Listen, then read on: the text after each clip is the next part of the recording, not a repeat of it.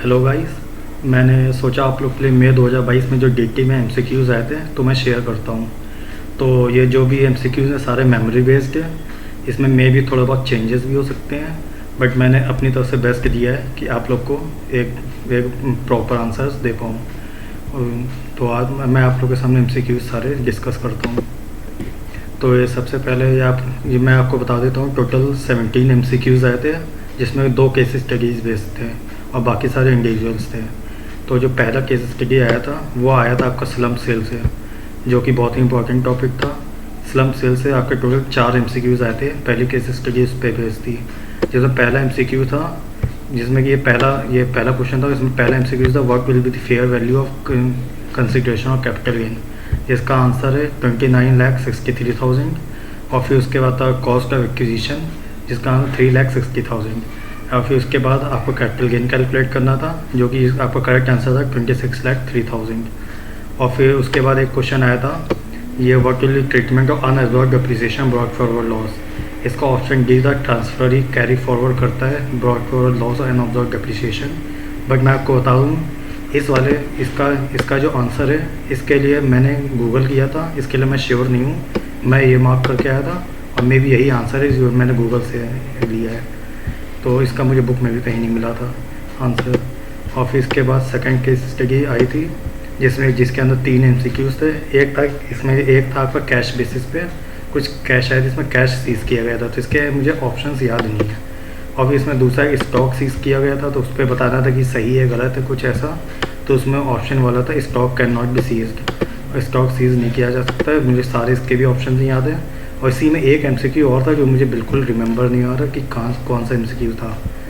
और फिर इसके बाद सारे इंडिविजुअल एमसीक्यूज़ थे, जिसमें कि एक था, इसमें पहला आपका था एओपी बेस था, जिसमें आपका करेक्ट आंसर था 1,48,200। और फिर उसके बाद दूसरा एमसीक्यूज़ था, ये था। उसके बाद ये सेकेंडरी एडजस्टमेंट से रिलेटेड ट्रांसफ़र प्राइसिंग। ये इसमें आपका करेक्ट आंसर था इंटरेस्ट 15,66,667 फॉर असेसमेंट 22-23। और फिर इसके बाद आपका नेक्स्ट एमसीक्यू था, ये पीक्यूआर रिलेटेड फ्रांस कंपनी, ये जिसमें कि इसमें आपको पेनल्टी बतानी थी, जिसमें 1,80,000 मैक्सिमम पेनल्टी। आप लोग को पता है कि 100% पेनल्टी अमाउंट वो उससे ज़्यादा नहीं हो सकता इक्वलाइजेशन लेवी से। तो इसमें 1,80,000 आपका करेक्ट आंसर था। और फिर उसके बाद नेक्स्ट एमसीक्यू आपका था, ये टीडीएस से रिलेटेड था, जिसमें बताना था कि कौन सा सेक्शन लगेगा। तो इसका correct answer 194A 1% on 5 lakh. तो इसमें एक्चुअली ऊपर पार्टनरशिप फॉर्म था, तो इसीलिए इनको एग्जम्पशन नहीं मिलेगी। इसमें आपका 194O लगेगा। और फिर उसके बाद आपका नेक्स्ट एमसीक्यू भी टीडीएस से ही आया था। इस एमसीक्यू में मैं आप लोग को बता देता हूँ, जो मुझे लगा कि इस एमसीक्यू में 4 हुई इसके आंसर्स नहीं थे। पहले एक्चुअली इसमें यह बताया गया था कि ये फॉरेन कंपनी थी, तो मेरे अकॉर्डिंग तो इस पे ये चारों ही नहीं लगने चाहिए थे। इसमें 40% लगना चाहिए, 40% प्लस वो सरचार्ज प्लस HEC। तो इस पे मेरे अकॉर्डिंग जो मेरा आंसर आया था इस ऑप्शन पे नहीं था, तो मैंने इसमें 10% 194A मार्क कर दिया था। बाकी ICI क्या करेगा ये मुझे नहीं पता, मे भी इसमें आंसर मैं ढूंढ ना पाया, तो मैंने इसमें ये 194A मार्क कर दिया था। और फिर इसके बाद नेक्स्ट एमसीक्यू था आपका ये सैलरी से रिलेटेड, जिसका करेक्ट आंसर था 3,50,000।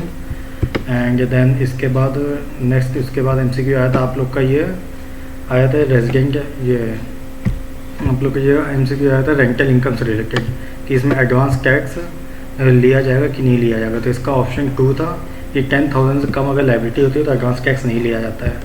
और फिर इसके बाद नेक्स्ट एमसीक्यू था आप लोग का रेजिडेंशियल स्टेटस से रिलेटेड। तो रेजिडेंशियल स्टेटस में आप लोग का आंसर था ये residential status of deceased person previous in which death occurred, A वाला ऑप्शन था। और फिर नेक्स्ट उसके बाद आपका एमसीक्यू था रेंज कॉन्सेप्ट से रिलेटेड, जो कि आपका इसमें करेक्ट आंसर था प्रॉफिट स्प्लिट मेथड। और फिर उसके बाद जो लास्ट एमसीक्यू था वो आया था आप लोग का असेसमेंट से, जिसका मैंने जो मार्क किया, ये मेरे हिसाब से जो होना चाहिए वो C होना चाहिए।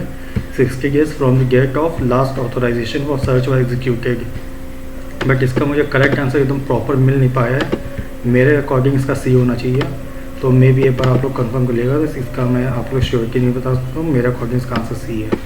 So thank you guys.